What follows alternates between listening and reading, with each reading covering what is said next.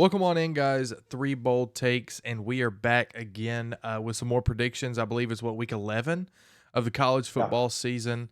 But before we do that, we want to thank our partner SeatGeek for giving us a discount code to save you guys $20 off your first purchase. That code is three bold takes. Again, three bold takes, all spelled out for $20 off your first purchase. So thanks SeatGeek for sponsoring the channel. Now, the first game that we kind of talk about, what we like to do is we like to go through the games by the time slots, right? So the first one is a 2:30 game. We have number 2 Georgia traveling to Ole Miss, who is ranked 16th in the country. Now, the numbers that you see on your screen are going to be the AP poll numbers. College football playoff rankings come out tonight, the night that we're recording. So all of these rankings will be the AP rankings. But with that being said, Georgia comes in as a 2.5-point favorite. The over/under is 54.5. But according to ESPN Analytics, Ole Miss has a 53.9% chance to win the game. Quinn, I want to come to you first on this one. Yeah, I don't buy that at all. I was gonna be completely honest. Look, one, Ole Miss is having to play during the day, which I think is criminal. I completely agree with Lane Kiffin. It is not right that they have gotten this deep into the season and have not gotten a marquee night game at home. That being said, they could have played Georgia at night in the middle of the day. It doesn't matter. Ole Miss in big games is going to find a way to choke it out and lose. I have no confidence with Ole Miss winning a major game in the regular season. Are they going to beat the high, mid tier, and lower teams? Yep, every time. But the teams at the tippity top that they got to play, they're not going to do it. So give me Georgia to win. I got Georgia winning by. It's going to be close. I give Georgia an 8-point game. Now, that being said, if Ole Miss is to pull the win off, it'll be because I apologize, Carson Beck cannot stop throwing interceptions in any major game that they play in. Yeah, no, I mean Quinn's exactly right. I love. I'm a huge proponent of Georgia. I think Georgia's a really good team, but at the same point, the thing that's holding them back is what, when ending last year, was probably their best thing in Carson Beck. You lose Brock Bowers, you lose Ladd McConkey. What does Carson Beck become? Exactly what Quinn just mentioned, an interception machine. He is throwing, I think, 2 to 3. Like against Florida, he threw 3 interceptions. Against Texas, he threw 3 interceptions. He's had 4 games of 2 or more interceptions. He's thrown 11 on the year. And I'll say this: DJ Lagway stays in that game for Florida. Florida wins over Georgia. I don't know how, and if you were watching that game, you knew how important DJ Lagway was to that game. Him going down is the only reason that Georgia pulled away. Georgia is not a good ball team offensively. Defensively, as sound as ever. They are a great defensive team, as always. Kirby Smart has those guys playing. But you have Ole Miss on the road at Vaught Hemingway. It's going to be another struggle game. You have to have what Jackson Dart did last week. And you got to have a little more, honestly, if you're going to beat Georgia here. And I think Ole Miss has a really good shot of beating Georgia. Let's not get it wrong. I think they do. I think it'll have to be a shootout type game. But you have to force interceptions from Carson Beck. And then also you have to play a perfect game if you're Ole Miss. And asking Quinn, asking Freddie, asking me, can Ole Miss play that perfect game? I'm going to go no. I'm going to go with Georgia in this one as well because I think they get it done because somehow, some way, Georgia can overcome 3, 4, 5, 20 interceptions from Carson Beck in a game. If you're Ole Miss and Jackson Dart, you can't overcome any mistakes in this game, no matter who it is. So I'm going to go with Georgia because I'm going to go with the true and tried. Do you think it's fair to say that Georgia would be the best team in the country right now if Carson Beck would stop throwing so many interceptions in major games? Man, just if you put Jalen Milroe on that team, Jackson Dart, any of these other quarterbacks that are competent, Carson Beck's a good quarterback. He's just forcing a lot. And when you saw when he had weapons last year compared to this year, it is totally different night and day. This kid doesn't even look like a 5th rounder right now compared to the kid last year who was throwing to Brock Bowers and Ladd McConkey. He looked like a top 20, top 10 guy. This year, this is a totally different guy. So anybody else, I think Georgia is blowing opponents out 20 plus points a game. with somebody else besides Carson Beck currently. So obviously, we know that the turnover problem for Carson Beck in Georgia is an issue. I want to go back to the Bama game, which they lost. Carson Beck not only threw 3 interceptions, but he was responsible for a safety and a fumble. So that is 5 different, I'm going to call turnovers, because they resulted in the other team getting the ball, some even getting points off, i.e. the safety. So that's 5, and you end up with a loss. Now, when you go to Texas, threw some interceptions against Texas, but the only difference there is that Texas was not able to capitalize on that simply because their offense was stagnant, right? Georgia's defense shut Texas down. You go to Florida, DJ Lagway goes down. Carson Beck throws the interceptions. Georgia is losing at halftime of that game. Florida is able to and at least I saw a couple drives in the second half and in the first half run down Georgia's throat, something that we don't see very often. So my question, Ole Miss has the number 1 scoring defense in the country. They come into this game after a week last week where they just put up 63 points on an SEC team in Arkansas. Now, they gave up 31 points, which was a shock, but we know that Arkansas has been playing some decent ball as of late, offensively speaking. Been impressed with what they've been able to do so far this year. When I look at Georgia, they have been so lucky to the point of you've got quarterbacks going down, but even whenever you throw the interceptions and have the turnovers, when you do that against teams that are they don't have a competent enough offense to be able to capitalize, or B, they're just not playing well, the other team offensively, you're gonna look out into some wins, right? Like, I'm just gonna go ahead and say it. Ole Miss is gonna win this game. Now, I've never been one to pick Lane Kiffin in these big games. And it's not necessarily me picking Lane Kiffin and Ole Miss in this game. I just think that it's finally going to catch up to Georgia, where the offense is going to struggle, but they're playing a team where they have a competent offense that can score a ton of points, and B, their defense is the number 1 scoring defense in the country. So even if Georgia doesn't have all of those turnovers, they're not going to be as efficient as they would be against a Mississippi State where they scored 41. But even if you look at their offense, they're scoring 30 points pretty regularly, I would say. And against a defense like Ole Miss, I would assume that would probably drop to around, 24. Can Ole Miss score more than 24 points on Georgia? I think they can this year. So give me Ole Miss to win this game at home. A huge upset. This will be Lane Kiffin's statement win. I rag on him a lot about how he doesn't have a good win. He doesn't have that one statement win yet. This is going to be it at home against Georgia. Mark it down. Let me add this before you finish. It goes back, and it's kind of like this haunting saying from Quinn when I chose Texas in that Georgia-Texas game.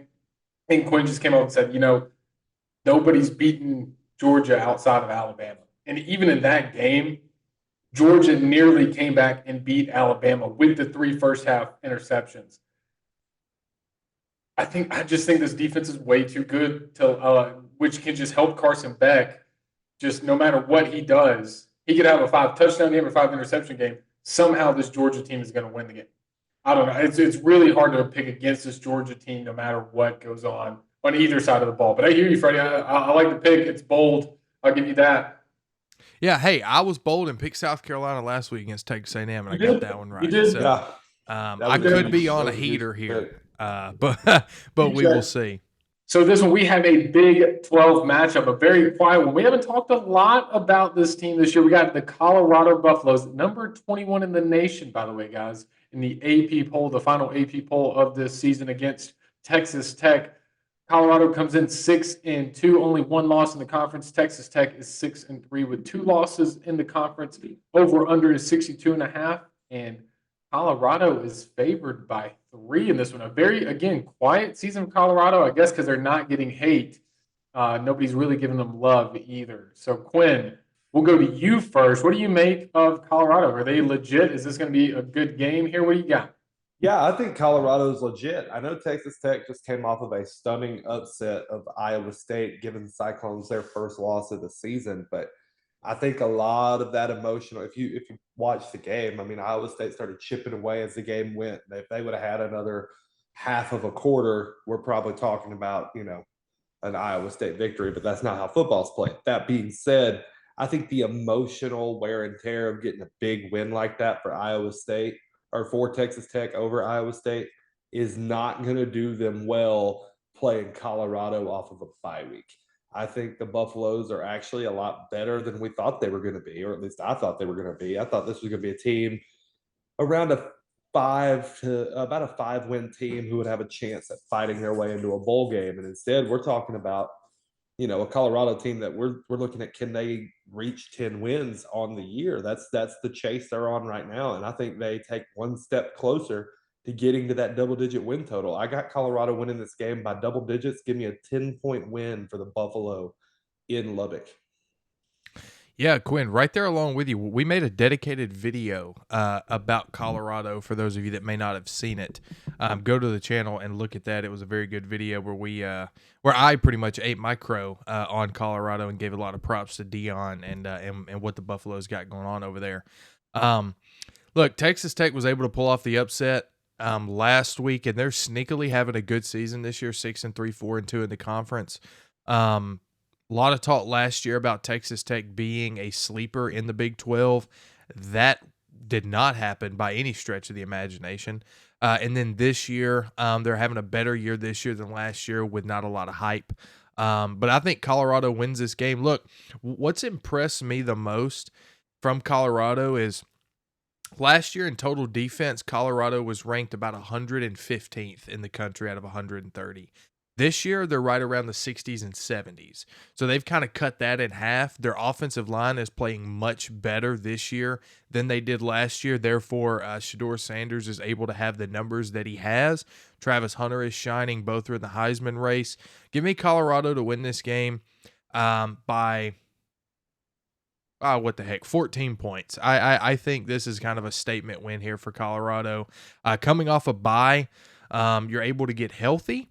You're able to put together a good game plan moving forward. My only hope is that during this bye week, they didn't start thinking they were better than they are. That's my only hope. Teams like this that a year before had a lot of hype, even this year there was some hype, and they're doing better this year. I hope it doesn't go to their head. I don't think it will. I don't think Dion will let it. But that's my only concern. And this is for any team. Right, like BYU, same thing could happen to BYU. I think the same thing happened to Iowa State, believe it or not, and they got beat last week. So it's not just Colorado, it's not just Dion and thinking that it's any of these teams that are surprising this year in college football. Miami, they've had some close calls. Hope it doesn't go to their head. So I don't think it will for Colorado. So give me the Buffalo to win by 14 plus. Yeah, Texas Tech is a team that typically anchors out or averages out about 6 to 8 wins every season. They'll make a bowl game. They'll do that. They're already at 6 wins this season. The rest of their schedule ends up being Colorado, Oklahoma State, West Virginia. They'll probably drop 2 of the 3 of those games, and maybe all 3, honestly, depending on which West Virginia shows up. But every win except for North Texas this year for Texas Tech has been a close game. UAC opponent, Abilene Christian, that the North Alabama Lions play. They beat them first week of the season 52-51 in overtime, nearly lost that one. Arizona State by 8 points, Cincinnati by 3 points, Arizona, who's having a terrible down year, 6 points, and then Iowa State by 1 point, lost to TCU by a point. Texas Tech is a decent team, but this is where the buck usually ends. This is where the stop comes up for Texas Tech. Colorado is going to win this game. They're going to win this game handedly, 14 points, I'd say. But Colorado, I don't want to say, because this is, again, like we came into this season expecting, like Quinn mentioned, 5 to 8 wins, 9 wins, and now you're at a point where Colorado, you could end up with 10. You lose to Kansas State really close. But the end of this season, you have Texas Tech, Utah, Kansas, and Oklahoma State. Like, you're not cruising, but a lot of these teams aren't what we imagine them to be: Utah, Kansas, Oklahoma State, even. So Colorado, I think here is going to is in the driver's seat. It has a chance of being in the Big 12 championship game, even potential playoffs if they can win out, depending on how the rest of the leaderboard shakes out and stuff. So Colorado is having an amazing season. Shador Sanders and Travis Hunter, both top 10 Heisman conversation potential guys. And I think here that they're going to show up and show out against Texas Tech off a good bye week, really hand it to them, and then they'll get to play Utah at home, which will be another really good game for those guys. So I'm going to take Colorado in this one as well, fellas. Hey, I don't want to kind of get ahead of myself here, but after the Iowa State loss, Colorado is now third in the Big 12 in the conference standings, with the top two teams having to play each other. So if Kansas State loses, you could see Colorado up there. Who knows? And I'll take it a step further. I think if Colorado wins out, does not lose another game before their bowl game, Colorado will be in the college football playoff. And to both your points, they play Utah, Kansas, Oklahoma State next.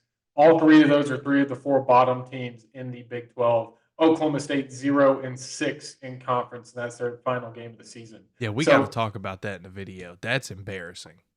We were a year early on the Mike Gundy thing. Yeah, I don't want to say cakewalk, but this is probably the best bet for Deion Sanders and co. to make a really good jump at a playoff position and to maybe make a statement in year two. Guys, next up on the docket, we are going back to Nashville, Tennessee to talk about the Vanderbilt Commodores, bowl eligible Vanderbilt Commodores, as they take on the South Carolina Gamecocks at 3:15. South Carolina favored by 3.5, over under 44.5. Guys, I'm super excited.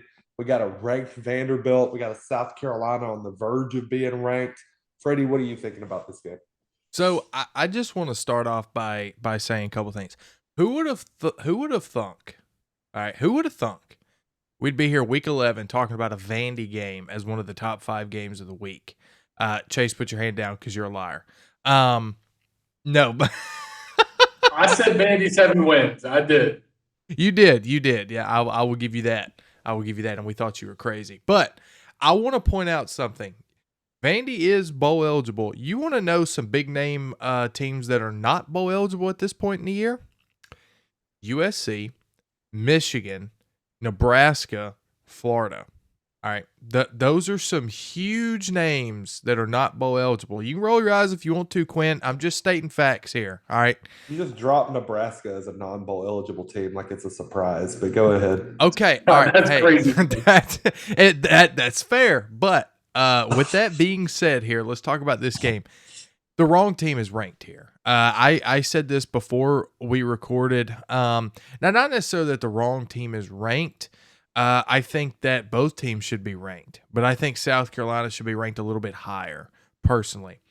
And I think Vegas obviously agrees because they're a 3.5-point favorite on the road against a Vandy team that we've seen play very competitive. Obviously, they beat Alabama, right? 3-point loss to Texas at home, very tight game. They beat Kentucky. They just beat Auburn at home 17-7. However, South Carolina's coming off of 2 very, very impressive wins back-to-back for a team like South Carolina. Now, we know that Oklahoma's horrible, right? Like, we understand this.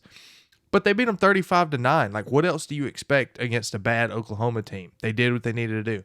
Then a top-ranked or a top 10 ranked Texas A&M comes to town. You take care of business, put the beat down on them, 44-20. This is an interesting matchup here because these are two teams that are, I don't want to say, obviously Vandy's overachieving because their Vegas win total at the beginning of the year was 3.5. All right. I think South Carolina's overachieving so far this year. I think their overall over-under win total was 5.5. If I'm not mistaken, they're already at 5 wins with, 4 games left to go for them. So that bet's looking good for them to overachieve. Lenore Sellers is going to be a superstar. I think now that a superstar may be an exaggeration. He's going to be a very, very, very competent quarterback in this league for the next 3 years if he decides to stay that long. I'm very impressed with him. But on the other side of the ball, you have Pavia, who has already proven to be a top quarterback whenever it comes to, let's face it, a Vandy team, right? Like, he is one of the best quarterbacks I've ever seen at Vandy. I'm going to be honest with you. His skill set, the way he runs the offense that they do, the way he competes, I love everything about him. I think South Carolina gets it done here. Actually, you know what? No, I'm going to change that. Live change here. I'm going Vandy because I think after such a monster of a win last week for South Carolina, this is a classic letdown game. You just played a awesome game at home against a top 10 team, one of the biggest wins in Shane Beamer's history. It's up there with the Tennessees of a couple years ago and the Clemsons a couple of years ago, right up there with it. Then you go on the road to play Vandy. Like, just think about that. You're going to play Vandy, but it's not the normal Vandy that you're used to. That's a little bit different connotation than what it used to mean. I've got Vandy actually winning this game at home. Yeah, it'll be a straight money line upset since South Carolina's favored by 3.5. So give me Vandy to pull off the upset. Yeah, Freddie wanted to say that Chase, you put your hand down. No, Chase has been right the entire freaking season. Every single time I've come on here or I've texted you guys, Vandy is a ball team, man. They know how to play ball. They're better than Alabama. They almost were better than Texas. They're only people that they should be following in the SEC is Georgia, and that is it. Point, plain and simple, gentlemen. But let me tell you, you can talk about Diego Pavia all night long. And let me not get you wrong. Diego is a wonderful quarterback, and Freddie said one of. No, he is the best Vanderbilt quarterback since 2000. I mean, who else is up there? Who else is up there? Jay Cutler. That was the other one that I was thinking. Can't stand Jay Cutler, so I'm going Diego. So it doesn't matter. I knew that Jay Cutler was the other one. He pisses me off. Anyway, it's not even about the offense. The offense is great. Diego is literally put on the Superman cape and does it all himself. He leads the team in passing and leads the team in rushing. Honestly, he might lead the team in receiving at some point. He's just that crazy. He's doing it all. You bring in Jerry Kill, too, his former head coach, as a assistant special to the coach, whatever he is. I don't know, because he had health issues last year. I think he's unlocked Diego here, but you got to give it to the defense. In 9 games this year, they have 21 sacks. The past 3 years, last year in 2023, they had 21 total sacks for a season. Year before that, they had 17. Year before that, they had 9. Applaud to the offense, but the defense is performing against these SEC teams more so than ever before. And that's a big thing in the Clark Leah era that hasn't been seen from former Vandy teams with Derek Mason, all the way since whatever the guy's face from Penn State, the Key and Peele guy. No, I'm kidding. I know it's James Franklin guy. Sorry. But the cool thing about this Vandy team, which it's a double-edged sword, they play to their competition. You lose to Georgia State earlier in the season 36-32, but you beat Alabama at home 40-35. This Vandy team can get up and get down as well. Mizzou, Texas, they played up to those teams and had the chances to upset, but they didn't. Me here, this is Vandy all the way. This is going to be a tough team, but they've already seen a better version of this South Carolina team in Alabama, and they hosted Alabama at home and beat them. Jalen Milroe is literally a Lenora Sellers type quarterback. He's dual threat. He's got a big arm, but he can also absolutely destroy you with his legs. The defense has really good edge rushers. You're going to have Dylan Stewart. That's the biggest thing for this Vandy offense. If you can contain this guy, you can work your offensive line around. Halting, slowing down Dylan Stewart, I think you're going to have a wonderful field day. I think Diego and them are going to have a game plan coming in, short and sweet. Get it out in the open to where you're going to subdue Stewart just a little bit. I think this will be a good win. But again, you play to your company. You can score 40 on Alabama. You can only score 17 on Auburn. I think they're going to just be in the middle of the road. I don't think they get more than 30 points here. I'm going to go like a 27-21 type game, 27-20. Give me Vandy. Man, Vanderbilt in 2024 has been one of the best stories in football. Chase, you hit on it. They're getting this game at home, but you hit on it in the fact that they've already played a team like South Carolina who's better than South Carolina, and that's Alabama. But where I'll push back on you in one thing is they did not do a very good job at stopping Alabama's offense in that matchup. Sure. They didn't. They just played a young defense who could not play run fits the entire game and ate them alive. I'm going South Carolina in this game. And the comment section can fill up with all the hatred for picking against Vandy, this, that, and the other. I'll give you 3 points. 1, I think South Carolina offensively can find success. 2, I think South Carolina's defense is going to do a better job at holding back Diego Pavia in this offense. 3, I think you look at the history of Shane Bieber in November, that's his best month as a coach. South Carolina usually chokes early in the year, and then what they're doing in November doesn't matter. He has a good track record against ranked opponents in November. He does. 3 or 4, I guess. I feel like South Carolina feels disrespected by all of this. I feel like they look at themselves as a roster, view themselves as a more talented team and a more talented roster, and look at the fact that they're ranked below Vanderbilt and have something to prove. So I like South Carolina to win this game in a close one. Give me South Carolina. I'm going to say they cover. Give me South Carolina by 5. Vandy as well. They have a bye week after this game. All they have to do is beat South Carolina here, and then they get LSU and Tennessee. They're going into it like this is a sweet, sweet ending to, all right, we can rest, but first we can handle South Carolina. I think they beat one of those teams. LSU or Tennessee. I think they beat one of those teams. Yeah. I think one. Would it not be amazing if Tennessee beat Georgia and then the last week of the year Vandy ruins Tennessee's dreams by beating them and keeping them out of the SEC championship game? Would that not just be awesome? That sounds like a pretty good storybook.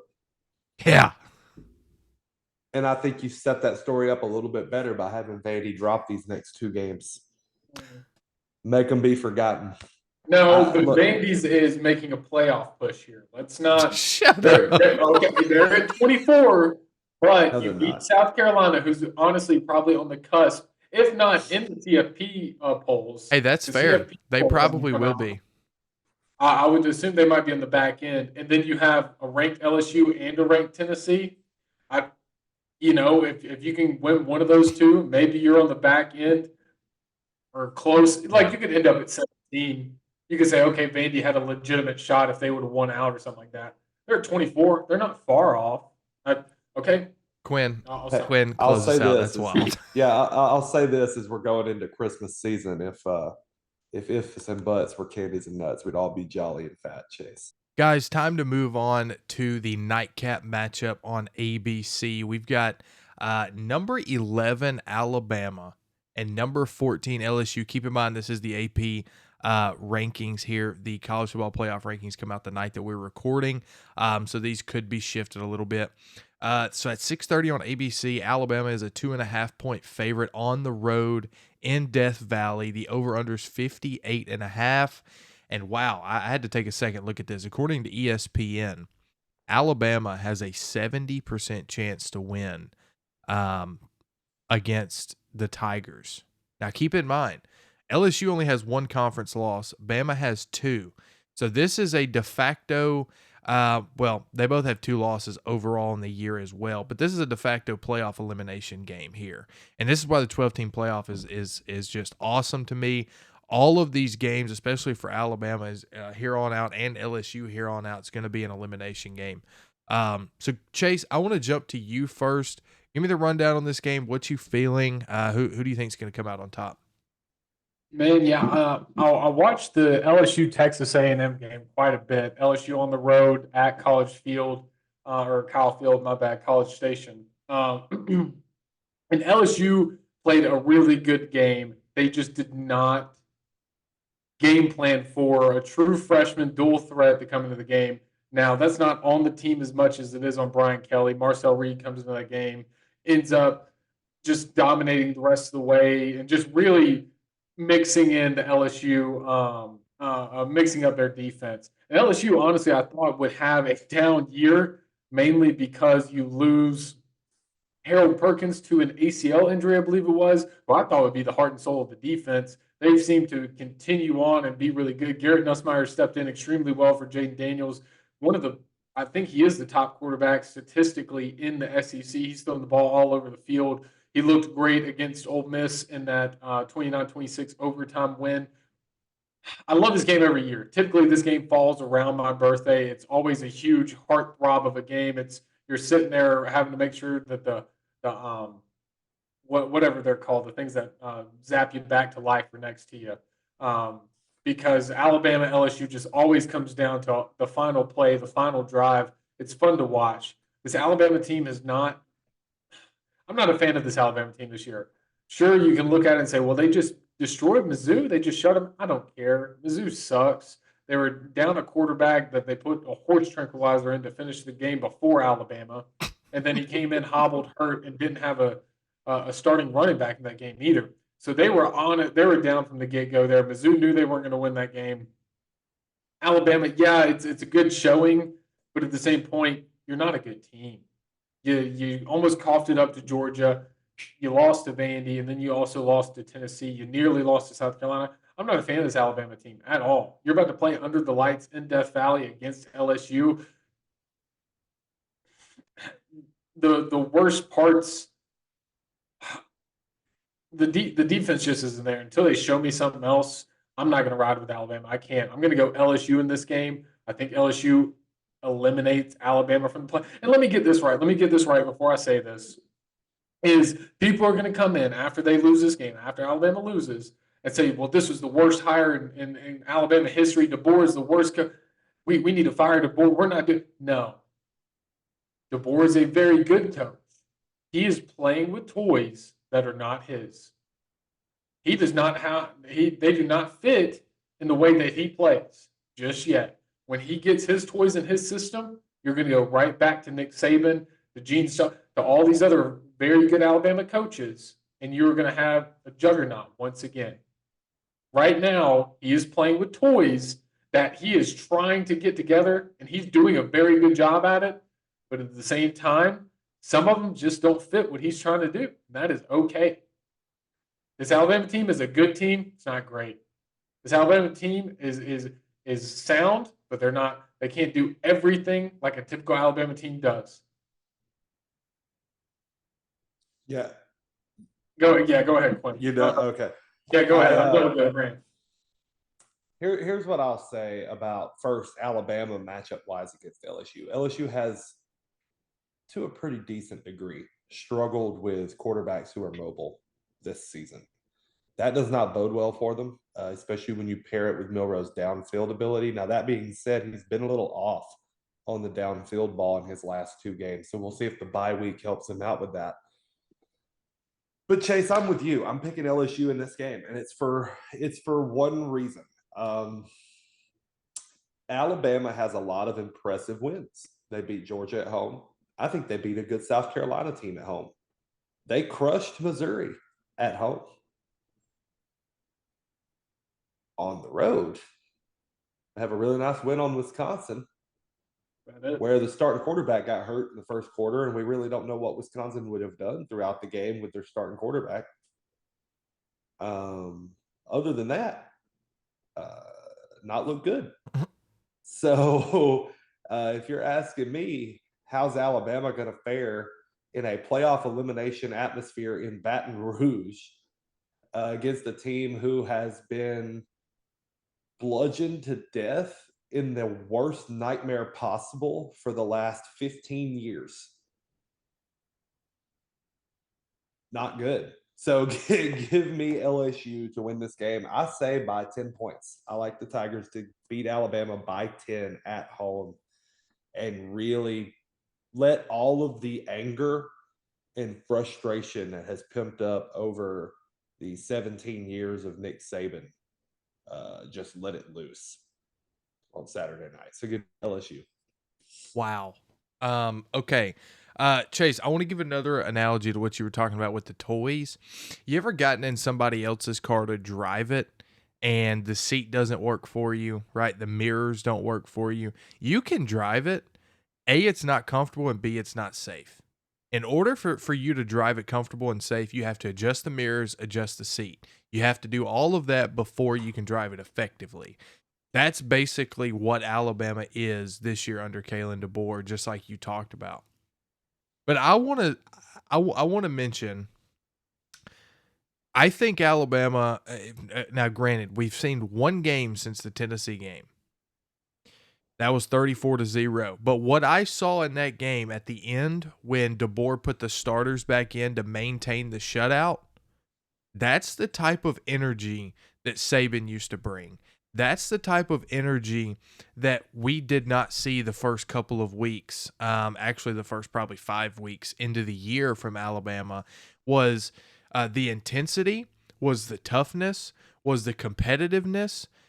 That's what I love to see, and it seems like Alabama's getting back to that, and that's what they're focusing on. Both of these teams come into this game after a bye week.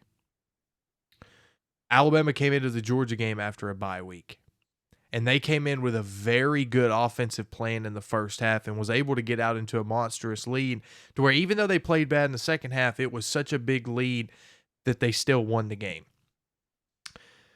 LSU, however, I don't know what to think about them. Horrible loss in week 1. Horrible loss.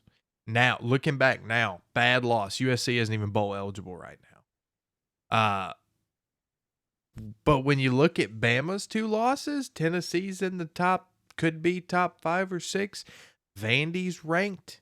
They could finish the year ranked. I don't know, man. It's kind of comparing apples to oranges to me in the type of wins and losses that both of these teams have. I think Alabama has a way more impressive win. I think they have one of the best wins in the country, minus Oregon over Ohio State. And I definitely don't think they have the worst loss out of these two teams. I think LSU does in USC. I think Bama goes into Baton Rouge and wins this game. I think this is another nail biter here. They're favored by 3. I think that's about accurate to me. I think they pull it off by 4 points. I'm going to go 24-20. I think it's going to be kind of a low score nail biter. The over under here is actually 58.5. Too high. Which is too high, especially in this game, in this rivalry.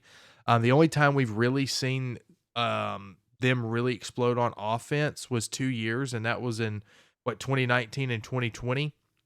2019 with Joe Burrow for LSU, and then Bama had Tua, and then in 2020 it was Mac Jones and the stellar offense that Alabama had, and even LSU had a really good offense that year as well. So yeah, but that game hit the over not because both teams were scoring a lot. It was just because Alabama scored like an insane amount of points. yes, but the over still hit, and I don't care how you get there. If the over hits, the over hits. It doesn't matter. And in this game, the over is not going to hit at 58. So take that for what it's worth. But 2 of us have LSU. 1 of us have Alabama in this game. All right, guys, and we're going to end it today or this week talking the Holy War. 9:15. We got BYU at Utah. BYU favored by 3.5, over under 40.5 on this one. Guys, this is one of my personal favorite rivalries. It's very underrated, and I'm just super interested to see if anybody here is calling for a Utah upset. Chase, did you know this was a rivalry? I feel like Quinn's mentioned it before. I can't lie. How do you not know this is a rivalry game? This just doesn't. Mormons versus Protestants, man. Yeah, that's just something that, yeah, no, at all. I mean, again, guys, if you've watched the channel for any length of time, you know that Quinn will pull some rivalry out of nowhere that nobody's ever heard of, and it's a legitimate thing. So Quinn just has insane knowledge of rivalry. I feel like this one's not an obscure rivalry game, though.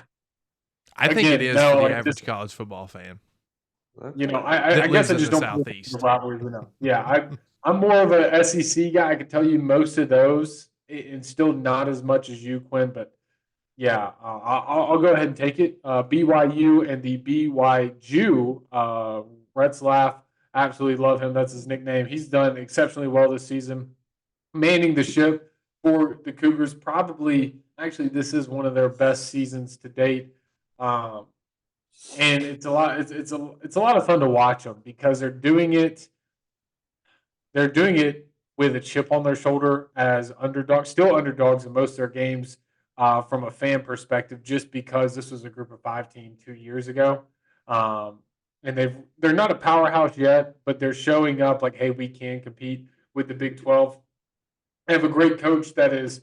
I can't pronounce his name to save my life, so don't ask me. But they have a great coach that is hard nosed, does really well in tight situations. You've seen that in some of the games that they played this year, and just absolutely coached these guys to victory after victory. I think in the Oklahoma State game, I saw a couple that he had to kind of roll the dice for. So I want to I know we don't kind of pay attention to coaching a lot with some of these predictions, but BYU has a wonderful coach, and I love watching how he controls a game and the way he does, and like also manhandling a game, kind of like the Kansas State one where they got in front and never looked back. So, but on the other side of the ball, I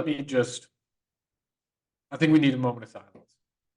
Gentlemen, I think we need a moment of silence for Cam Rising and the Utah Utes. For the last 3 years, a moment of silence. Yeah, I was about to say, me and Quinn the last few years, just they can have Cam Rising. They're going to do it all. They're going to do, and in the offseason, especially me, I'm going to take the brunt of this one. Utah's going to win the Big 12. Nobody else. Utah's going to win the Big 12. Oh, I was right there with you, bud. And I couldn't let the Cam Rising thing go. I was like, if they can get Cam Rising, if he's healthy, they're winning it. Chase wasn't smart enough to understand that Cam Rising has no parts of his body that works anymore. And so now we're sitting at Utah with a 4-4 record and Zach Wilson's little brother at the helm, losing games like 13-7 and 17-14. One of those being to Houston. And then also allowing Arizona State to be relevant. So, all in all, BYU easily should handle this game. BYU has an amazing offense. But I always get caught up every year when we pick one of these teams and saying, yeah, Utah's just done. They suck. It's over. Cash them in. And then Utah's defense says, no, Chase. We still can play pretty good defense, in which they do. They do, gentlemen. I think everybody that they've had at home this season, I think it's 4 games, 2 wins, 2 losses, if I'm not mistaken, have been held to 23 or less points.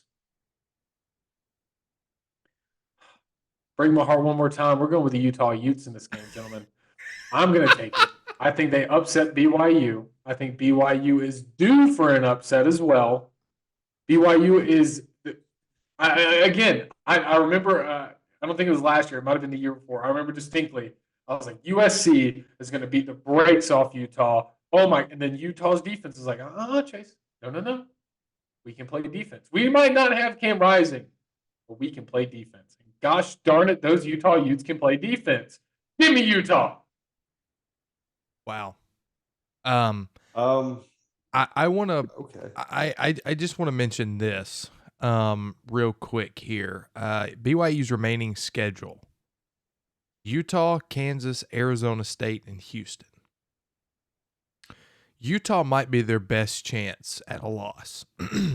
Yeah. With the remainder of that schedule. I would throw Houston in there because, they just pulled off an upset, but let's be real. No, it's not going to happen. So if you're BYU, if you can squeak out a win this week against Utah, which, listen, 1-4 in the conference is piss poor. Oklahoma State is winless in the conference is piss poor, right? These are 2 teams that a lot of people had picked to win the conference, and they're at the very bottom of the conference. My pick is like midway through, okay, in Kansas State. So this has been a crazy year for the Big 12. But because it's been a crazy year for the Big 12, Utah is winning this game. I'm gonna go right there along with you, Chase. I think BYU is due for an upset. To be fair, I hope it doesn't happen, right? Because I love stories like this, teams that come out of nowhere and make a Cinderella-esque run, and that's what BYU is doing right now. So I don't know. They only have a 60% chance to win according to ESPN. Okay, 60%, favored by 3.5, and they're a top 10 team against a team that's 4-4. So obviously Vegas keeps underestimating BYU week in and week out. They keep being proved wrong. I think it comes to an end this week, and the Utah Utes get the win. I wasn't expecting to, Quinn. I'm sorry. I wasn't expecting to. I don't know where Freddie came from, guys. Sorry, Quinn. Yeah, I wasn't expecting 2 either. Honestly, I wasn't expecting 1. That's why I dropped that in there at the start of the video. But Zach Wilson's brother beating BYU in their most successful season since the 80s would be wild. That would be a wild story. That's why it's not going to happen. Look, I'm going to be honest. Like, I'm picking BYU. And here's where I feel about this. You're saying they should have had their upset game. They should have had their upset game. Go and look at all the undefeated teams who've ever went undefeated, like all the way through a season. They have a game where they basically got upset and then they stole it at the last minute. That was BYU Oklahoma State a couple weeks ago. BYU's already been in that scenario. I don't think BYU comes into the Holy War in the best season they've had in years and loses to an average version of Utah. Like, I just do not see that happening.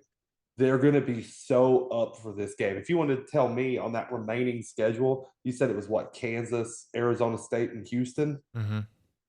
I would watch out for the Arizona State game, if I'm being completely honest. That's the one I would circle as if they're going to lose a game in the regular season. It'll be that one. It will not be the Utah game. Give me the Cougars. They're going to stay undefeated, and they're going to lock down a top 4 spot in the college football playoff by the end of this year. I have no doubt. You said top 4, Quinn? Yeah, they're guaranteed. Top 4. They're guaranteed a top 4 spot as long as they're conference champion. Like, that's how that works. Yeah, that is. You are correct. That's how that works. That is how it works. And again, here I was thinking that Utah could have done it at the beginning of the season. We were close, Chase. We were on the wrong team inside of the state of Utah. About 4 games off, yeah, for Utah. Yeah. Yeah, it was pretty bad. About to be 5, but it's okay. But I guess that's going to do it for us, fellas. We done talking Holy War, BYU, Utah? I believe so.